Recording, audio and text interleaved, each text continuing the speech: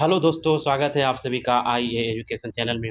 आज की क्लास में हम देखेंगे इतिहास के अति महत्वपूर्ण वन लाइनर प्रश्नों का संग्रह, जो कि आगामी परीक्षा को ध्यान में रखते हुए बनाया गया है। बीपीएससी टीआरई 4 और रेलवे ग्रुप डी और भी बहुत सारे कॉम्पिटिटिव एग्जाम के लिए काफ़ी उपयोगी होने वाला है। तो चलिए शुरू करते हैं आज का पहला प्रश्न।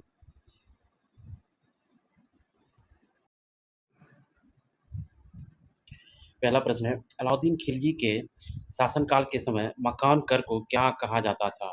अलाउद्दीन खिलजी के शासनकाल के समय मकान कर को क्या कहा जाता था? इसको घर ही कहा जाता था। अलाउद्दीन खिलजी द्वारा समुद्र पर आक्रमण करने के समय द्वार समुद्र पर आक्रमण करने के समय वहाँ के शासक कौन था? तो वीर बल्लाल जो है द्वार समुद्र का शासक था, जिस समय जो है अलाउद्दीन खिलजी ने उस पर आक्रमण किया था। तैमूर ने खिलजी खान को भारत छोड़ने से पहले किस स्थान का गवर्नर बनाया था? तैमूर ने खिलजी खान को भारत छोड़ने से पहले किस स्थान का गवर्नर बनाया था? मुल्तान। खिलजी खान जो है सैयद वंश के संस्थापक माने जाते हैं। साहू खेल किस शासक से संबंधित है? साहू खेल किस शासक से संबंधित है? ये बहलोल शाह गाजी से संबंधित है। इस्लामी वास्तुकला का रतन कहा जाता है? इस्लामी वास्तुकला का रतन कहा जाता है अलाई दरवाजा, जो कि अलाउद्दीन खिलजी ने बनवाया था। अलाउद्दीन खिलजी ने दक्षिण के किस हिंदू शासक को राय रायन की उपाधि दी थी? राय रायन की उपाधि, तो यह रामचंद्र देव को राय रायन की उपाधि दिया गया था अलाउद्दीन खिलजी के द्वारा। अलाउद्दीन खिलजी के समय दिल्ली के सुल्तान तथा मंगोल के बीच सीमा क्या था? अलाउद्दीन खिलजी के समय दिल्ली के सुल्तान तथा मंगोल के बीच सीमा क्या था? सिंध था। खिलजी वंश के संस्थापक जलालुद्दीन खिलजी था। जलालुद्दीन खिलजी का वध किसने किया था? जलालुद्दीन खिलजी का वध किसने किया था? इफ्तिखार उद्दीन हूद ने किया था। जलालुद्दीन खिलजी का वध इफ्तिखार उद्दीन हूद ने किया था। किसने पंजाब के लिए कुतुबुद्दीन ऐबक से संघर्ष किया?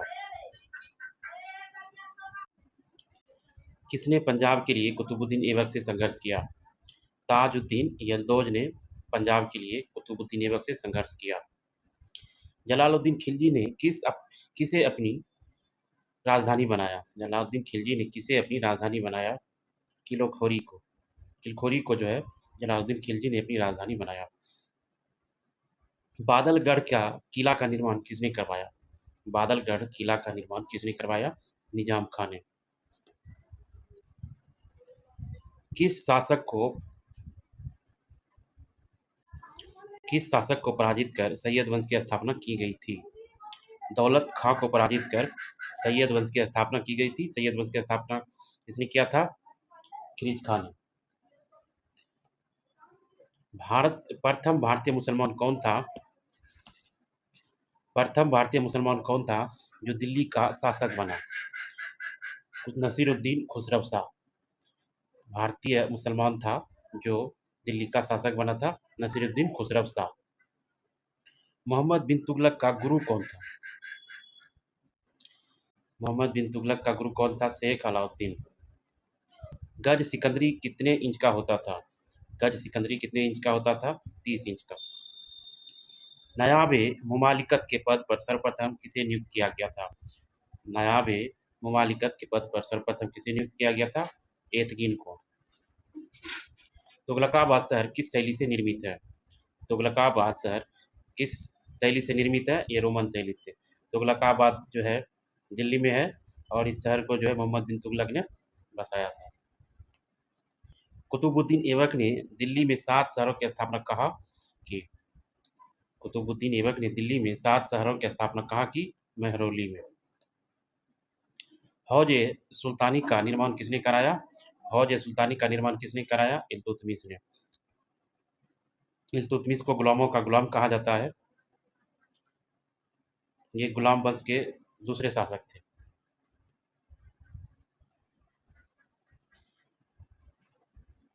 सल्तनत कालीन प्रशासनिक व्यवस्था में महालेखा परीक्षक को क्या कहा जाता था? मुस्तौफी-ए-मुमालिक। सल्तनत कालीन प्रशासनिक व्यवस्था में महालेखा परीक्षक को क्या कहा जाता था? मुस्तौफी-ए-मुमालिक। जलालुद्दीन की हत्या के बाद अलाउद्दीन खिलजी ने अपना राज्याभिषेक कहाँ करवाया? जलालुद्दीन की हत्या के बाद अलाउद्दीन खिलजी ने अपना राज्याभिषेक कहाँ करवाया? बलबन के लाल महल में। जलालुद्दीन खिलजी का अलाउद्दीन के साथ जो रिश्ता था वो ससुर और दामाद का था और चाचा भी था। दिल्ली का सुल्तान जिसने अपना संस्मरण लिखा है वह थे फिरोज शाह तुगलक। किस सुल्तान किस सुल्तान का दिल्ली सल्तनत में 2 बार राज्याभिषेक हुआ? किस सुल्तान का दिल्ली सल्तनत में 2 बार राज्याभिषेक हुआ? बहलोल लोदी, जो लोदी वंश के संस्थापक थे। हसन निजामी किसके दरबार में रहता था? हसन निजामी किसके दरबार में रहता था? ये कुतुबुद्दीन ऐबक के दरबार में रहता था। जलालुद्दीन खिलजी जलालुद्दीन फिरोज खिलजी की हत्या कहाँ पर कर दी गई? प्रयागराज, किरखोरी के प्रयागराज में। अलाउद्दीन खिलजी के समय किसने दिल्ली में विद्रोह किया था? हाजियों ने विद्रोह किया था। किसे कुतुबुल इस्लाम का नाम दिया गया? देवगिरी को।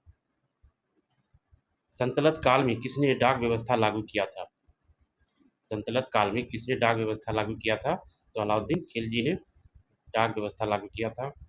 घोड़ा दागने की प्रथा अलाउद्दीन खिलजी ने चलवाया था और नगद वेतन देने की भी व्यवस्था अलाउद्दीन खिलजी ने किया था। हुलिया बदलने का भी व्यवस्था अलाउद्दीन खिलजी ने किया था। बहलोल लोदी के समय ग्वालियर का शासक कौन था? कीर्ति सिंह था। बहलोल लोदी के समय ग्वालियर का शासक कौन था? कीर्ति सिंह था। अलाउद्दीन खिलजी के समय व्यापारी पर नियंत्रण कौन रखता था? दीवान ए रियासत। अलाउद्दीन खिलजी के समय व्यापारी पर नियंत्रण कौन रखता था? दीवान ए रियासत। अराविडू वंश का अंतिम शासक कौन था? अराविडू वंश का अंतिम शासक श्रीरंग तृतीय था। अराविडू वंश का अंतिम शासक कौन था? श्रीरंग तृतीय। तालीकोटा युद्ध के समय विजयनगर साम्राज्य के शासक कौन था? तालीकोटा युद्ध के समय विजयनगर साम्राज्य के शासक कौन था? सदाशिवराव। इस तालीकोटा युद्ध को ही राक्षसी तगड़ी का युद्ध कहा जाता है। अल्बुकर्क राजदूत किसके दरबार में भेजा था? अल्बुकर्क राजदूत किसके दरबार में भेजा था? कृष्णदेव राय।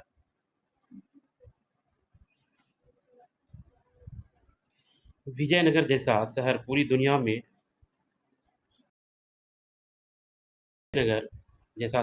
दुनिया में ना तो आंखों से देखा जाता है और ना ही कानों से सुना जाता है। किस यात्री ने बोला था? अब्दुल रज्जाक ने। कोंड बिंदु को अपने साम्राज्य में मिलाने वाला शासक कौन था? कोंड बिंदु को अपने साम्राज्य में मिलाने वाला शासक कौन था? देवराय द्वितीय। कृष्णदेव राय कौन सा शहर स्थापित किया था? तो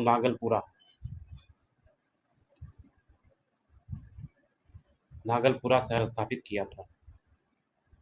विजयनगर की यात्रा करने वाले प्रथम रूसी यात्री कौन था? निकितिन था। विजयनगर की यात्रा करने वाले प्रथम रूसी यात्री निकितिन था। कौन सा यात्री घोड़ों का व्यापारी था? नुनीस। किस शासक ने होयसल को विजयनगर साम्राज्य में मिलाया था? हरिहर प्रथम ने। विजयनगर में किसानों पर लगान की दर क्या था? विजयनगर में किसानों पर लगान की दर क्या था? तो विजयनगर में लगान की दर 1/5 था। विजयनगर के किस शासक ने चीन के सम्राट के पास राजदूत भेजा था? बुक्का प्रथम ने। विजयनगर के किस शासक ने चीन के सम्राट के पास राजदूत भेजा था? बुक्का प्रथम। कृष्णदेव राय का किसके साथ मैत्रीपूर्ण संबंध था? पुर्तगालियों के साथ कृष्णदेव राय का मैत्रीपूर्ण संबंध था। महामंडलेश्वर नायक नए अधिकारी की नियुक्ति किसके काल में हुआ था? महामंडलेश्वर नायक नए अधिकारी की नियुक्ति किसके काल में हुआ था? अच्युत देव राय के शासनकाल में। कृष्णा नदी को विजयनगर एवं बहमनी राज की सीमा किसके द्वारा निर्धारित किया गया था? बुक्का प्रथम को। कृष्णा नदी को विजयनगर बहमनी राज की सीमा किसके द्वारा निर्धारित किया गया था? बुक्का प्रथम द्वारा निर्धारित किया गया था। वेद मार्ग प्रतिष्ठापक उपाधि धारण करने वाला शासक कौन था? बुक्का प्रथम था। कौन सा स्थान विजयनगर साम्राज्य में गलीचा निर्माण के लिए प्रसिद्ध था? कालीकट। विजयनगर साम्राज्य में गलीचा निर्माण के लिए प्रसिद्ध था? कालीकट। जब राजा वोडियार ने मैसूर राज्य की स्थापना की तब विजयनगर साम्राज्य के शासक कौन था? वेंकट द्वितीय था। राजा वोडियार ने मैसूर राज्य की स्थापना किया उसमें विजयनगर साम्राज्य का शासक कौन था? वेंकट द्वितीय था। राजतरंगिणी के ऐतिहासिक ग्रंथ होने का गौरव प्राप्त है किसने आगे बढ़ाया था? जौनसार एवं श्रीवर ने। राजतरंगिणी के ऐतिहासिक ग्रंथ होने का गौरव प्राप्त है, इसे आगे कौन बढ़ाया था? तो जौनसार और श्रीवर ने। मुसलमानों को सेना में नियुक्त करने वाला विजयनगर का प्रथम शासक कौन था? देवराय प्रथम। विजयनगर साम्राज्य का सबसे बड़ा प्रशासनिक खंड था मंडलम। विजयनगर साम्राज्य का सबसे बड़ा प्रशासनिक खंड था मंडलम। संगम वंश का अंतिम शासक कौन था? विरूपाक्ष द्वितीय। संगम वंश का अंतिम शासक था विरूपाक्ष द्वितीय। तेलुगु कवि श्रीनाथ किसके दरबार में रहता था? तो ये रहता था देवराय द्वितीय के दरबार में। देवराय द्वितीय के शासनकाल में कौन सा ग्रंथ लिखा गया जो लिंगायतों के सिद्धांतों एवं अनुष्ठानों से संबंधित ग्रंथ है? शिवत चिंतामणि।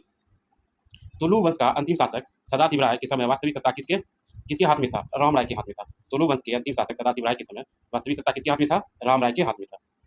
विजयनगर के किस शासक ने विवाह कर जैसे करों को समाप्त किया? तो विवाह कर को समाप्त किसने किया? कृष्णदेव राय ने।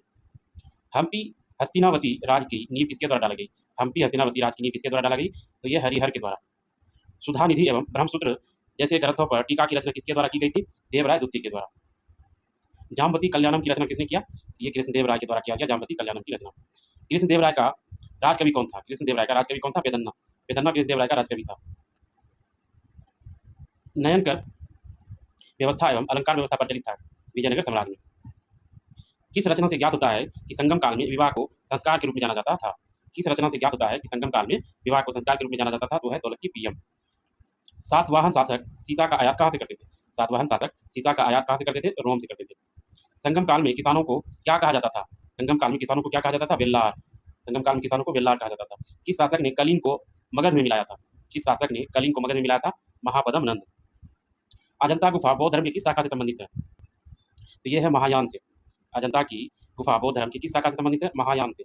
दो शाखा है, हीनयान और महायान। तो ये अजंता की गुफा महायान से संबंधित है।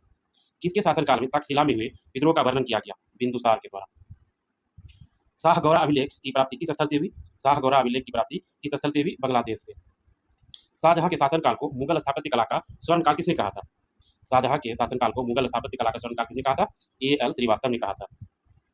शाहजहां ने अहमदनगर को मुगल साम्राज्य में कब मिलाया था? तो 1632 में मिलाया था। शाहजहां ने अहमदनगर को मुगल साम्राज्य में 1632 ईस्वी में मिलाया था। मासिक अनुपात के आधार पर वेतन की प्रथा किस मुगल सम्राट ने आरंभ किया था? तो वो था शाहजहां।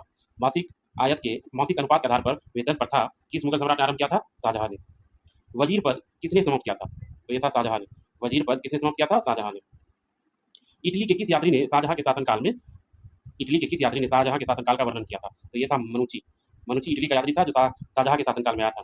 शाहजहां नामा का लेखक कौन था? वो है इनायत। इनायत खां। शाहजहां नामा के लेखक इनायत खां। किसी स्मारक को पत्थर में स्वपन कहा जाता है? किस स्मारक को पत्थर में स्वपन कहा जाता है? वो है पंचमहल। अकबर ने बंगाल के किस शासक को पराजित कर मुगल साम्राज्य में मिलाया था? अकबर ने बंगाल के किस शासक को पराजित कर मुगल साम्राज्य में मिलाया था? तो दाऊद खां। अकबर द्वारा किस वर्ष राजधानी लाहौर स्थानांतरित की गई थी? अकबर द्वारा किस वर्ष राजधानी लाहौर स्थानांतरित कर दिया गया था? 1574 में। अकबर के साथ युद्ध करने वाली रानी दुर्गावती कहाँ की रानी थी? वो मंडला की राजधानी थी, मंडला की रानी थी। अकबर के साथ युद्ध करने वाली रानी दुर्गावती कहाँ की थी? मंडला की। मनसबदारी का सूची कौन रखता था? मनसबदारी का सूची कौन रखता था? मीर बख्शी रखता था। मनसबदारी प्रणाली किस देश से लिया गया था? मनसबदारी प्रणाली किस देश से लिया गया था? ये मंगोलिया से लिया गया था। 1579 ईस्वी में मजहर को तैयार किया था। मजहर को किसने तैयार किया था? तो शेख मुबारक ने तैयार किया था। लीलावती का अनुवाद किसने किया था?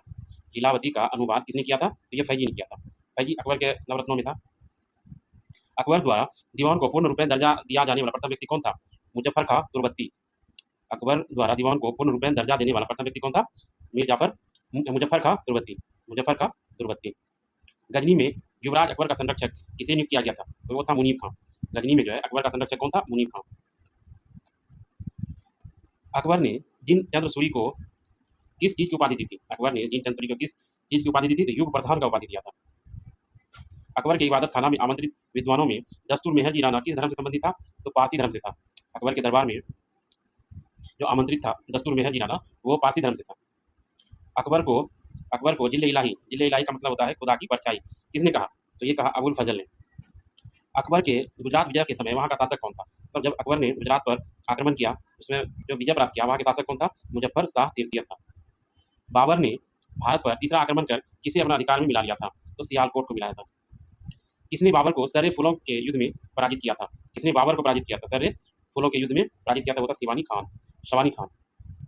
बाबर की आक्रमण के समय बंगाल का शासक कौन था? बंगाल के आक्रमण के समय बंगाल का शासक था नुसरत शाह। बाबर की आत्मकथा तुजू के बाबरी में किसे काफिर राज की चर्चा किया गया था?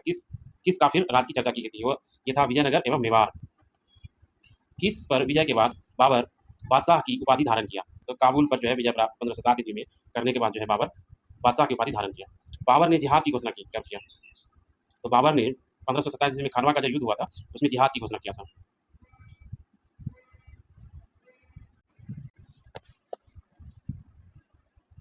किस मुगल सम्राट ने अवध को मुगल साम्राज्य में मिलाया? तो किस मुगल सम्राट ने अवध को मुगल साम्राज्य में मिला लिया था? वो था हुमायूं। लाठी कलब की गठन किसने किया था? लाठी कलब का गठन किसने किया था? तो बाल गंगाधर तिलक ने किया था। भारतीय वस्तुकला के पिता के रूप में किसे जाना जाता है? तो ये था वीवी दोषी को। धार्मिक जुलूस का प्रारंभ किस धर्म के द्वारा किया गया था? धार्मिक जुलूस का प्रारंभ किस धर्म के द्वारा किया गया था? बौद्ध धर्म के द्वारा। रंजीत सिंह को राजा की उपाधि किसने दिया था? तो दिया था जामन शाह द्वारा जो है रंजीत सिंह को राजा की उपाधि दिया गया था। कुतुबुद्दीन ऐबक ने इल्तुतमिश को किस युद्ध के दौरान खरीदा था? कुतुबुद्दीन ऐबक ने इल्तुतमिश को किस युद्ध में खरीदा था? अनिल बारा के युद्ध में, जो बाद में कुतुबुद्दीन ऐबक का दामाद बना। अम्ब्रेला अभियान का संबंध किस वायसराय से है? तो यह है लॉर्ड एलिंगटन प्रथम से है। अम्ब्रेला अभियान का संबंध किस वायसराय से है? लॉर्ड एलिंगटन प्रथम से है। पुलिस विभाग में सीआईडी की स्थापना किस वायसराय के द्वारा की गई? पुलिस विभाग में सीआईडी की स्थापना किस वायसराय के द्वारा की गई? तो लॉर्ड कर्जन द्वारा। पोर्टफोलियो प्रणाली की शुरुआत किसने किया? ये किया था लॉर्ड कर्जन ने। पोर्टफोलियो प्रणाली की शुरुआत किसने किया? लॉर्ड कर्जन ने। तिब्बत का यंग हस्बैंड अभियान का संबंध किस वायसराय से है? तिब्बत का यंग हस्बैंड अभियान का संबंध किस वायसराय से है? Lord Curzon. सिख राज का कोहिनूर हीरा विक्टोरिया के पास किसने भेजा? सिख राज का कोहिनूर हीरा विक्टोरिया के पास किसने भेजा? लॉर्ड डलहौजी। किस गवर्नर जनरल के कार्यकाल में गंगा नहर खोल दिया गया था? किस गवर्नर जनरल के कार्यकाल में गंगा नहर खोल दिया गया था? लॉर्ड डलहौजी। व्यक्तिगत सिद्धांत की नीति किसने समाप्त किया था? लॉर्ड कैनिंग ने। व्यक्तिगत सिद्धांत की नीति किसने समाप्त किया था? लॉर्ड कैनिंग ने। लॉर्ड रिपन के कार्यकाल में हुई प्रथम वास्तविक जनगणना में किस प्रांत को नहीं जोड़ा गया था? तो था हैदराबाद। लॉर्ड रिपन के कार्यकाल में प्रथम वास्तविक जनगणना में किस प्रांत को नहीं जोड़ा गया था? हैदराबाद। 3 जून योजना का संबंध किस वायसराय से है? तो यह है लॉर्ड माउंटबेटन से है। 3 जून योजना का संबंध किस वायसराय से है? लॉर्ड माउंटबेटन से है। खुर्दा की लड़ाई जो 1795 ईस्वी में किसके काल में हुआ था? खुर्दा की लड़ाई 1795 ईस्वी में किसके काल में हुआ था? तो सर जॉन शोर के काल में हुआ था। प्रिंस ऑफ वेल्स किसके काल में भारत आया था? तो ये लॉर्ड नॉर्थब्रुक के शासनकाल में भारत आया था। भारतीय सांख्यिकी सर्वेक्षण की स्थापना किसके काल में हुआ था? तो लॉर्ड मेयो के शासनकाल में हुआ था। भूटान द्वारा अंग्रेजों पर आक्रमण किस वायसराय के काल में हुआ था? भूटान द्वारा अंग्रेजों पर आक्रमण किस वायसराय के काल में हुआ था? ये हुआ था जॉन लॉरेंस के कार्यकाल में। दीपावली घोषणा का संबंध किस वायसराय से है? लॉर्ड इरविन से है। दीपावली घोषणा का संबंध ये लॉर्ड इरविन के शासनकाल से है। किस वायसराय ने मल्हार राव गायकवाड़ को भ्रष्टाचार का आरोप में बड़ौदा से मद्रास भेजा? तो वो है लॉर्ड नॉर्थब्रुक। मल्हार राव गायकवाड़ को भ्रष्टाचार के आरोप में बड़ौदा से मद्रास भेजा था लॉर्ड नॉर्थब्रुक ने। पेशवा की पेंशन की समाप्ति किसने किया? पेशवा की पेंशन की समाप्ति लॉर्ड डलहौजी ने किया। लॉर्ड कर्जन ने किचनर से विवाद के कारण किस वर्ष त्यागपत्र दिया था? तो ये 1905 में किचनर से विवाद हो गया, उसने त्यागपत्र दे दिया। किसने राजकुमार शुक्ल को अफ्रीका में गांधी जी के कार्यों के बारे में बताया था? किसने राजकुमार शुक्ल को अफ्रीका में गांधी जी के कार्यों के बारे में बताया था? तो है गणेश शंकर विद्यार्थी। नोआखली के समय महात्मा गांधी के सचिव कौन थे? नोआखली के समय महात्मा गांधी के सचिव कौन थे? वो थे प्यारे लाल। केन्या के गांधी के रूप में किन्हें जाना जाता है? तो जोमो केन्यान को केन्या का गांधी के रूप में जाना जाता है। आधुनिक गांधी के रूप में किसे जाना जाता है? किन्हें जाना जाता है? ये बाबा आमटे को। बाबा आमटे को आधुनिक गांधी के नाम से जाना जाता है। आधुनिक गांधी के रूप में जाना जाता है। मोतिहारी कार्यालय का कार्यभार किसे दिया गया था? वो दिया गया था जनकधारी बाबू को, जनकधारी प्रसाद को। अगला, टाइम मैगजीन ने किस वर्ष गांधी जी को मैन ऑफ द ईयर चुना था? टाइम मैगजीन ने किस वर्ष गांधी जी को मैन ऑफ द ईयर चुना था? 1930 में। भिखारी का राजा की उपाधि गांधी जी को किसने दिया था? तो वो दिए थे मदन मोहन मालवीय ने। The life of Mahatma Gandhi पुस्तक का लेखक किसने किया था? The life of Mahatma Gandhi पुस्तक का लेखन किसने किया था? लुई फिशर ने। किसने महात्मा गांधी को मलंग बाबा की उपाधि दिया था? मतलब किसने महात्मा गांधी को मलंग बाबा कहा था? कबालियों ने। गांधी ऑन नॉन वायलेंस पुस्तक के लेखक कौन थे? गांधी ऑन नॉन वायलेंस पुस्तक के लेखक कौन है? Thomas Merton. स्वराजवादियों के प्रभाव से 1919 के अधिनियम की 5 वर्ष समीक्षा के लिए किस समिति का गठन किया गया था? तो ये किया गया था मंडी मैन समिति का गठन किया गया। किसकी सुझाव पर भारतीयों को साइमन कमीशन से बाहर रखा गया था? ये था Lord Irwin. Simon go back के नारे का निर्माण किसने किया था? तो ये किया था यूसुफ मेहर अली। साइमन गो बैक के नारे का निर्माण किसने किया था? यूसुफ मेहर अली। स्वराज पार्टी की सेंट्रल लेजिस्लेटिव असेंबली की 101 निर्वाचित सीटों में से कितनी सीटों पर विजय प्राप्त हुई? 42 सीटों पर विजय प्राप्त हुई। नेहरू रिपोर्ट तैयार करने में गठित समिति में कुल कितने सदस्य थे? तो 9 सदस्य थे। साइमन कमीशन का कौन सा एक सदस्य उदारवादी दल का था? तो वो था जॉन साइमन। साइमन कमीशन में कौन सा सदस्य उदारवादी दल का था? John Simon. नेहरू रिपोर्ट तैयार करने में गठित समिति में तो समिति का सचिव कौन था? तो सचिव था जवाहरलाल नेहरू। 3 फरवरी 1928 ईस्वी में साइमन आयोग के सभी सदस्य कहाँ पहुंचे? तो वो पहुंचे बंबई। नेहरू रिपोर्ट तैयार करने हेतु गठित नव सदस्य समिति में कितने मुस्लिम थे? 2 थे। नेहरू रिपोर्ट तैयार करने में जो सदस्य गठित किया गया था उसमें 2 मुस्लिम सदस्य थे। प्रसिद्ध नारा स्वराज आम लोगों के लिए होना चाहिए, नौकरी केवल वर्गों के लिए, किसके द्वारा दिया गया था? ये दिया गया था चित्तरंजन दास द्वारा, जो कि सुभाष चंद्र बोस जी के राजनीतिक गुरु थे। निम्नलिखित में से किस कार्य ने साइमन कमीशन के प्रावधान की शुरुआत की? निम्न में से किस कार्य ने साइमन कमीशन के प्रावधान की शुरुआत की? वो Montagu Chelmsford. Nehru report में कितने मौलिक अधिकार की प्रस्ताव रखा गया था? तो था 19। साइमन कमीशन की रिपोर्ट कब प्रकाशित किया गया था? 1930 में प्रकाशित किया गया था। साइमन कमीशन के लिए नियुक्त किया गया था, संवैधानिक सुधार के लिए नियुक्त किया गया था। तो साइमन कमीशन की नियुक्ति क्यों किया गया था? तो संवैधानिक सुधार के लिए। स्वराज पार्टी का स्थापना कहाँ हुआ था? तो हुआ था इलाहाबाद में। स्वराज पार्टी का स्थापना इलाहाबाद में हुआ था। स्वराज पार्टी का समर्थन किसके द्वारा दिया गया था? तो दिया गया था मोहम्मद अली जिन्ना के द्वारा। ब्रिटेन ने महात्मा गांधी के सम्मान में डाक टिकट कब जारी किया था? तो जारी किया था 1969 में। महात्मा गांधी के सम्मान में डाक टिकट जारी किया था। महात्मा गांधी ने सत्याग्रह की प्रेरणा किसके संबंध में, किस ओबेडियंस के लिए था? महात्मा गांधी ने सत्याग्रह की प्रेरणा किसके संबंध में, किस ओबेडियंस से लिए थे? ये लिया था थोरो से। संविधान सभा के किस अधिवेशन में गांधी जी को श्रद्धांजलि दी गई थी? संविधान सभा के किस अधिवेशन में गांधी जी को श्रद्धांजलि दी गई थी? 7वें अधिवेशन। महात्मा गांधी के आश्रमों में सबसे पुराना कौन सा आश्रम है? Phoenix farm. महात्मा गांधी कितनी बार नोबेल पुरस्कार के लिए नामित किया गया था? 5 बार जो है नोबेल पुरस्कार के लिए नामित किया गया था, और इन्हें 1 बार भी नहीं मिला। गांधी जी ने अभय सदक का खिताब किसे दिया था? बाबा आमटे को। महात्मा गांधी ने 1893 ईस्वी में दक्षिण अफ्रीका के 1915 में भारत आने से पूर्व कितनी बार भारत आ चुके थे? तो 3 बार आ चुके थे। मतलब अस्थायी रूप से जो 1915 में आए, उससे पहले महात्मा गांधी दक्षिण अफ्रीका से 3 बार आए थे।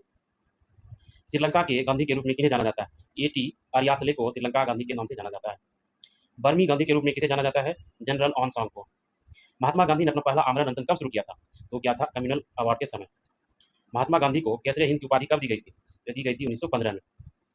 किसने गांधी जी के दांडी मार्च की तुलना श्री राम की लंका यात्रा से की थी? तो मोतीलाल नेहरू ने। गांधी की खादी के प्रतीक मानते थे, गांधी खादी के प्रतीक मानते थे आर्थिक स्वतंत्रता को। गांधी जी की खादी के प्रतीक मानते थे आर्थिक स्वतंत्रता को। महादेव देसाई के बाद महात्मा गांधी के सचिव कौन बना? प्यारेलाल। महादेव देसाई के बाद महात्मा गांधी के सचिव कौन बना? प्यारेलाल।